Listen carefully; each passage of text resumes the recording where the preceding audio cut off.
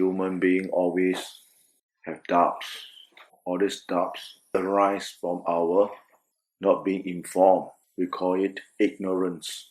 That means we don't know, or we don't want to know, or we don't care to know. And because of this attitude, it triggers a lot of unnecessary problems for us in our life.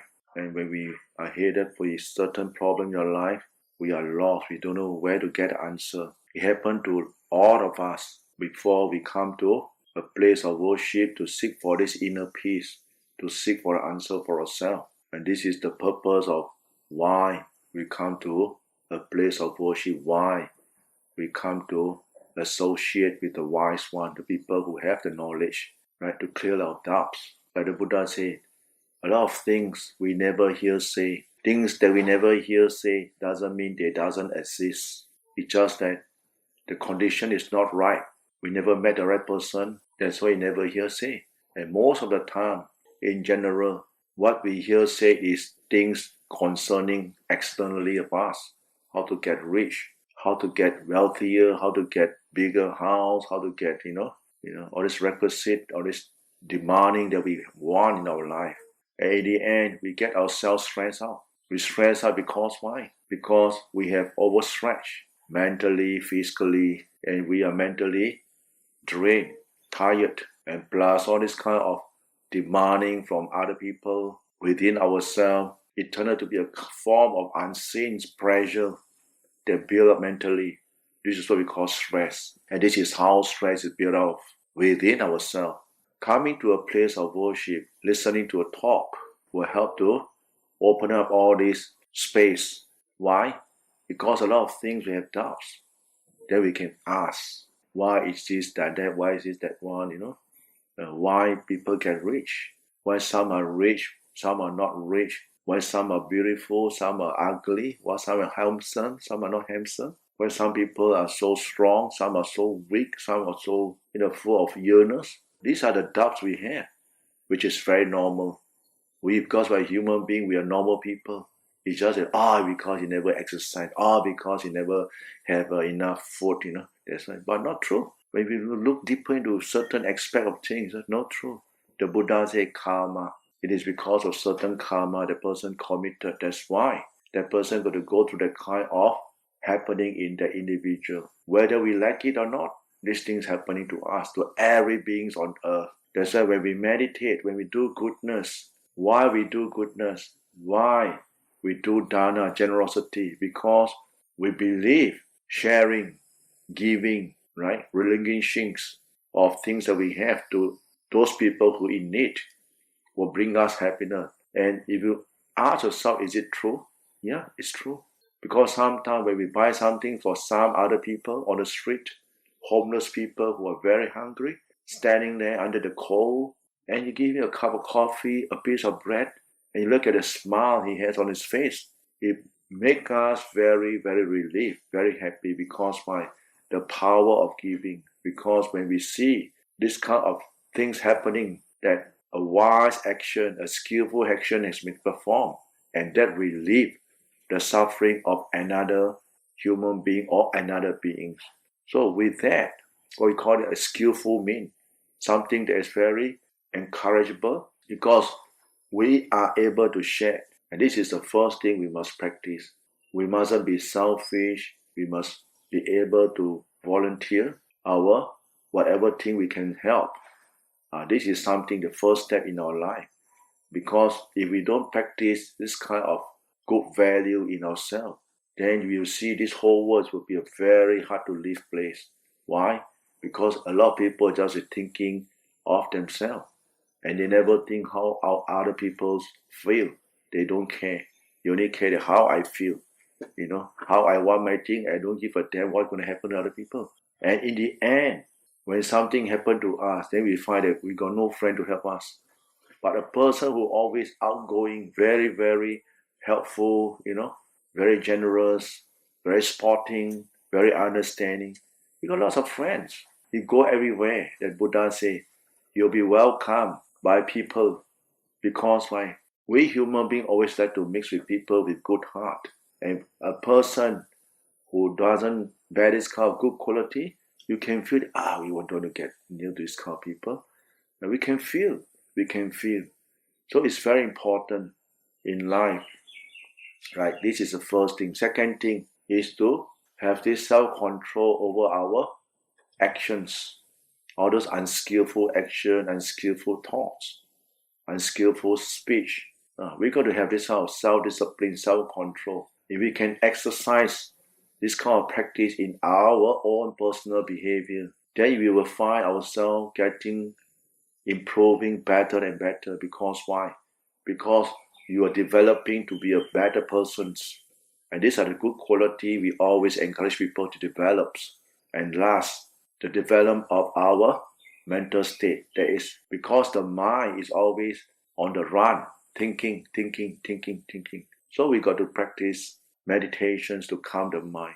And of course, all this action, all this speech, self-control is all contributed to the developments of the mind.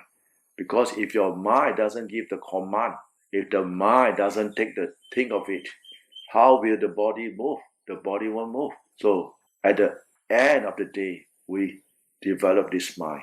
So if you sit and meditate, calm the mind down, then when the mind is calm, then we can think properly. Whatever thing we have in doubts, we just think about it and we get the answer. Deep inside our heart, we knew what is right, what is wrong, what is beneficial, what is detrimental, right? What is conducive, what is not conducive. And we know how to lead a peaceful and happy lifestyle. Bear in mind, we are human beings and we are in this world not more than 100 years. So think of this short-lived life that we have on earth and try to do all the goodness to enrich yourself so that your mind can be happy with all the goodness that you've done. We come happily, we want to leave this place happily also, right? So this is something for you all to reflect on, and the monk will give the blessing now.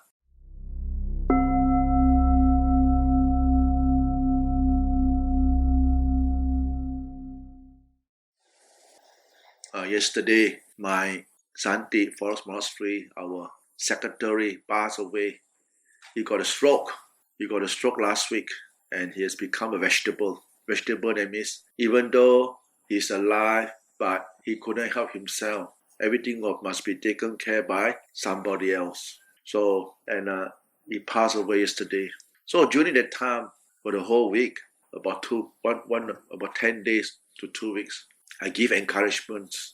Right? I will call, I will message, put in a recorder, and send to the wife or to the son to be open up to let the father listen.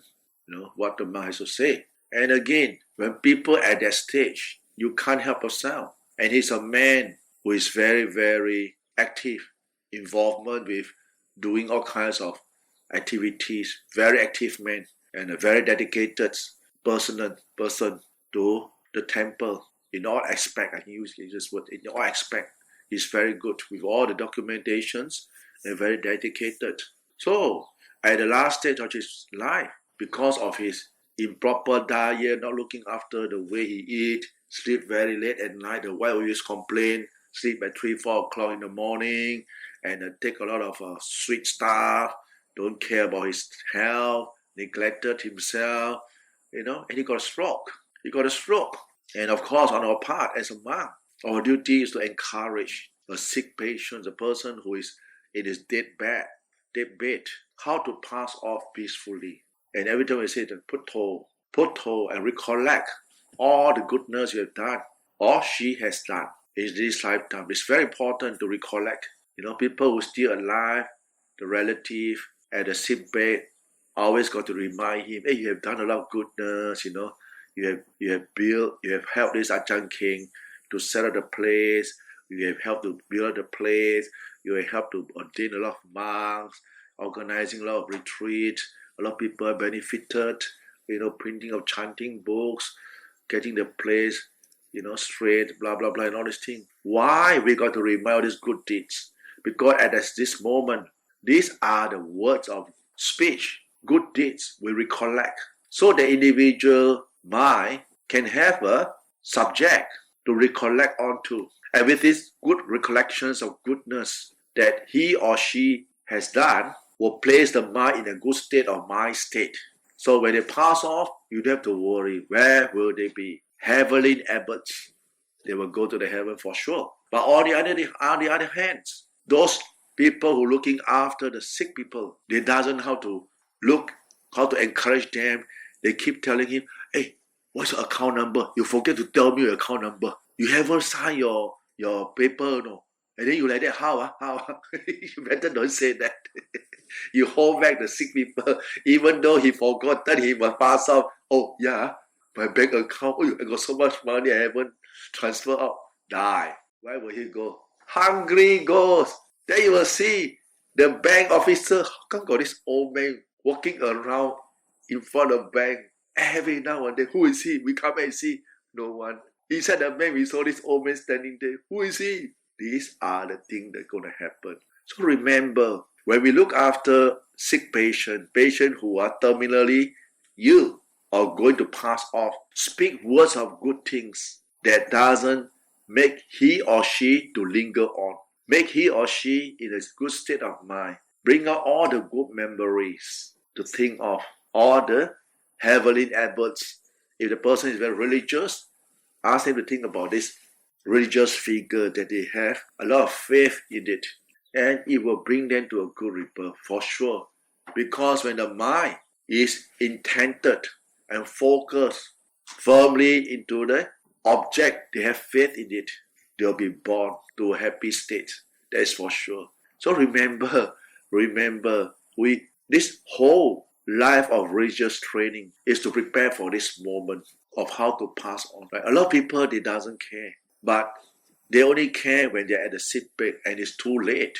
You must get yourself prepared when you're still alive, when you're physically healthy, you have the choice, you make all the good choice and you start to practice.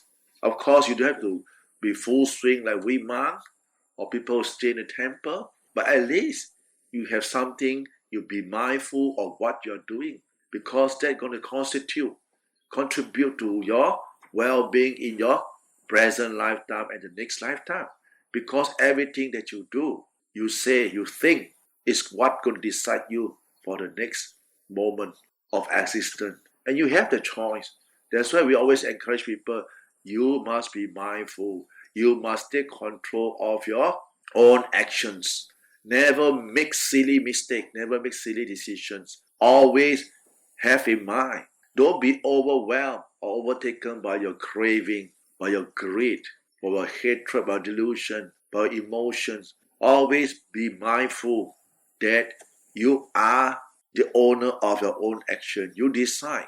So you don't regret later. There's no point. You say that we seek help. No one can be better help than you before you even execute action. That you help yourself first. And with this kind of good attitude you develop, then you can come up with lots of good approach that you're going to take in this lifetime for yourself.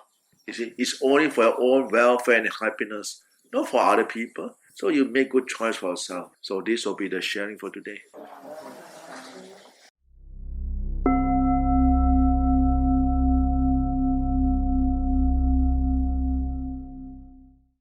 You see, in our Buddhist traditions, there's 3 sutta. This 3 sutta is called the Mahakassapa Bojjhanga, Junda Bojjhanga, Mongalara Bojjhanga. And why they have these 3 sutta so prominent in the Buddhist recorded? Because when these 3 Thera, they were sick, the Buddha tell each one of them to remind them of the 7 factors of enlightenment. And the Bojjhanga is Pochango Sati Sankhato Dhammana Vijayotatha Vriya Pitipasanti Pochanga Chatatha Pare Samatupeka Pochanga Satete Samadasina Munina Samadakata Pavita Baulikata. So you got to chant this Pochanga Sutta because it's in Bali language, and last time all the Thera, they understand the meaning of every sentence. So as they chant, they know how to focus on their difference values of what they are chanting to reflect on, and that's why their sickness can heal very fast. And for those people who don't understand, they may even still do the chanting even though they don't know the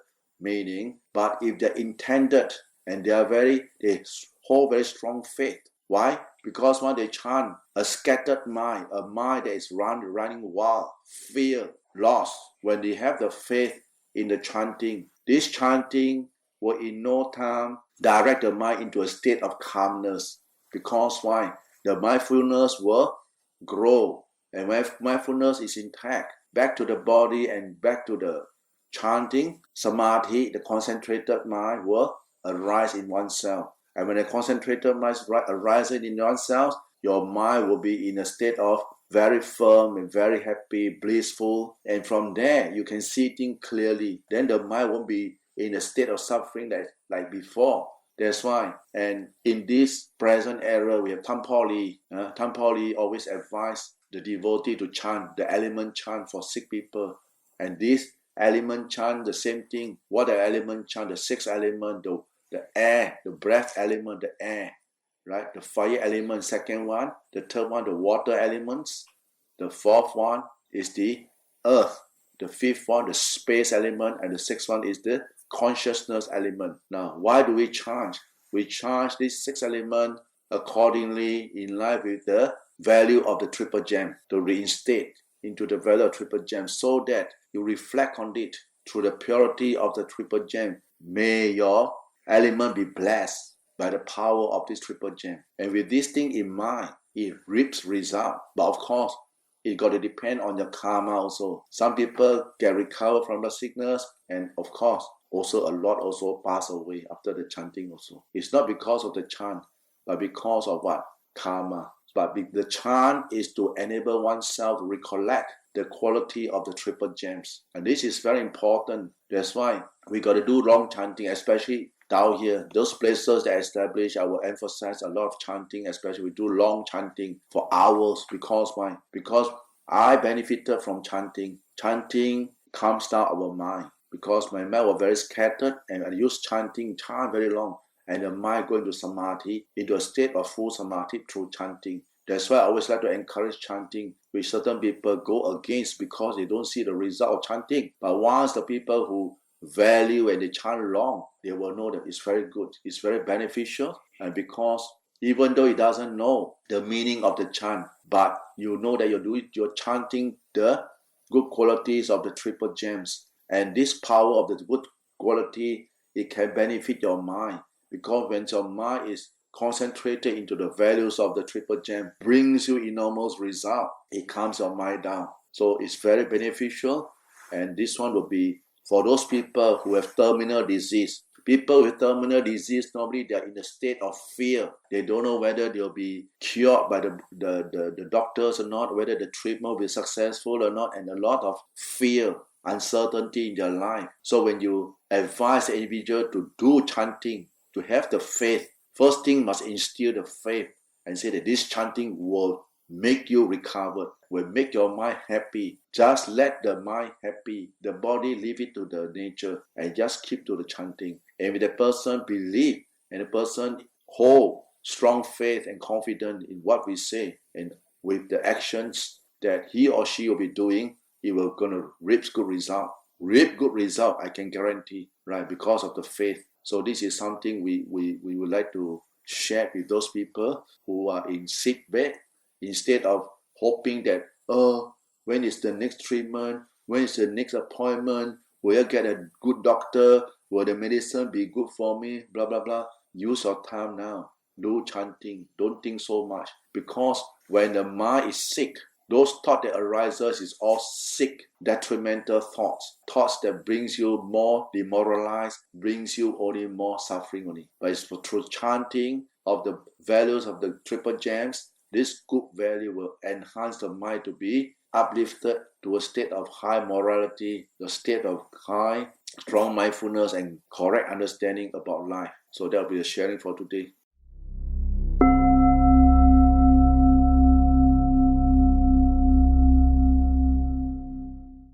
You see, if we were to look at this whole world we are living now, most of the people, they thought that, this place is no good. If we go to another foreign land, we change this, change that, will be better. Change the government will be better. Change it. That's not true. If we were to adopt the kind of mentality, then we were always on the run, catch 22. We should change the behavior of ourselves, the way we think. We can't rely so much on other people because in the society we are staying in, we have been taught to just take. We never sacrifice. We never say how to help people, how to do something good for yourself. We only think about how to earn, more money, how to get a better lifestyle. And I don't give a damn. I don't care whether people die or there's a problem. So long I get what I want and that's it. And this is very bad because why? If we were to adopt this kind of attitude, then you think it over. We don't have to be someone to be religious, but we want to be someone who have the side of, we call it civil consciousness. That means a good human being, good value for human being to be on earth. What happens if something is done to us? Do we like it? We just ask this question. We will say something, do we like it or not? And if we do to other people, how other people will feel? If we were to put our leg into other people's shoe, that means put your heart in how other people feel, you won't do it. You will have what we call the conscious sign of what is called, we don't want to do anything that's evil, unkind, detrimental for ourselves and for other people. Because we know the happiness, every living being on earth, they are looking for happiness. But most of us, we're looking for happiness on the other way around. We thought that we have all this material thing, then we will have happiness. And when we have all these things, how come we are still not happy? We never sit down and think. How come we are not happy? How come we're still running around, not happy? Because why? Our mind is always on the run. It never been calmed down, never be contented with what we have. So it's always suffering, it's always not being able to calm down. Never enjoy what is called contentment. Be happy with what you have, what you already have, right? And try to make good. And try to do a lot of goodness for ourselves. The goodness of sacrifice, helping other people. The goodness of kindness, compassion. The goodness of to see someone in trouble, we lend a helping hand. It's not how much money we have, it's not how big the house we're living in. No. The happiness is come from contentment. The real contentment is a person who knows the treasure, what he has already have, and try to make good. And of course, if opportunity arises to have better thing, of course we go for it. But we must know what's called contentment, so that we don't be a slave. We don't be a slave of what our mind commands us to do under the influence of wanting more things. It's normal to have more things when we have the resources, but it's no point to run after things that is beyond our ability and task, giving us a lot of stress, mental stress. I use the word mental stress. It can be very hardworking, but if we don't know how to conduct ourselves properly, we spend our money anyhow. We drink, we play around, gamble, no restraint. In the end, we'll be a slave to all this bad habit. And all the time we are working so hard will be in the waste. And we landed up in the end, nothing, and we start to think about life. It's meaningless. So what is life? Life is so full of fulfillments. If we know what is called contentment, if we know what's called responsibility, if we know what is called goodness, and the real happiness is to be a person on earth, is that we don't own anyone, any money. We are hardworking, we use our own hand, we work hard for our own livelihood. We do what should be done, and we are happy with what we have, and try to make good. And you can live a very happy lifestyle, right? It's not how much you can earn or how big the house you have, how big the car, blah, blah, blah. And in the end, what happens? You see, it's so sad. Why I want to bring out this thing? Because I look at the news. Afghanistan people is running out from the country because there's a conflict in their views. And that's the problem. If we were to know how to be contented with what we are, you can stay anywhere, no problem. How strict your rules? If you're a person who are moral, we don't commit any detrimental actions, we don't care how strict the law, because why? We won't break the law. Because we are law-abiding people. You think those people who with so-called the other governors coming out to take over the country, they are not human beings. They are still the human being like us. They are still human beings. They still don't need to eat, need to sleep, need to have a house, need to have a job, everything like us. It's just like we mustn't let the fear, we shouldn't let this kind of wrong propaganda to scare us. And we must always treasure the place we stay. Like we are in Australia, we have this Australia value. And of course, Australia value is what? The same like human value. Which country want dishonest people? Which country want people who kill each other, who steal, who lie, who break the laws, who, create public nonsense, nuisance? Nobody want that. We want peace. We want happiness. So it's within us to work for our own happiness and peace for our life. Remember, any government can change whatever they want to change, but we change ourselves to be a good person. The good value, if we know how to instill with this good value and stand firm with this good value, don't worry. All kinds of government, all human beings on earth, they like good people. If you can establish this good value in yourself, that is the best in life. Because why? You don't have to worry. You don't have to change anywhere. We just change our behavior, the way we think, and we make good, no problem. Like human being, when it's cold, we turn on heater. When it's hot, turn on the aircon. You see how human beings so smart. But because of the nowadays propaganda, we have been brainwashed by news. We got scared. So don't be scared, right? The most is you got to leave this world. There is death, and that's all. That's all. But before we go, we make sure we have a lot abundant of goodness in ourselves. And we are happy, we are contented, we are responsible people, we are good people. We cannot be the best, but we can be good. Right? And that'll be the sharing for today.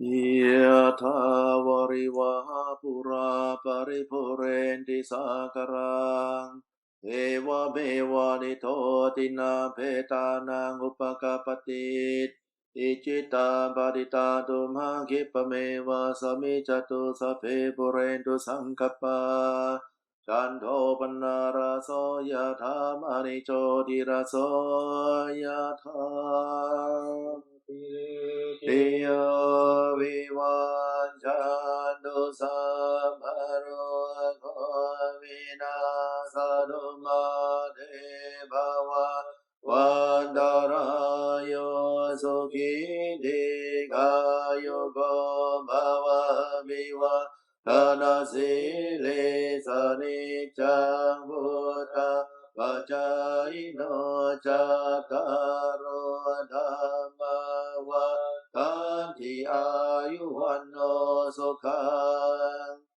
Alaya Samipade Sekapete Vasa Parita Jatiyo Sila Vadeta Mochetawa Sanyate Brahmacharino Yadata Devata Sunta Sadakinamadese Tapucita Bujayanti Marita Manayatina Tatonang Anukampanti Mata Putavaurasang Dewata Nukampito Poso Satabarani Pasati Pavatu Sabamangalang Rakadosa Badewata Sabha Buddha Nubhavena Sadasoti Bhavantute Avatu Sabamangala Rakadu Sabadevata Sabba Dhamma Nubhavena Sadasoti Bhavantute Avatu Sabamangala Rakadu Sabadevata Sabba Sangha Nubhavena Sadasoti Bhavantute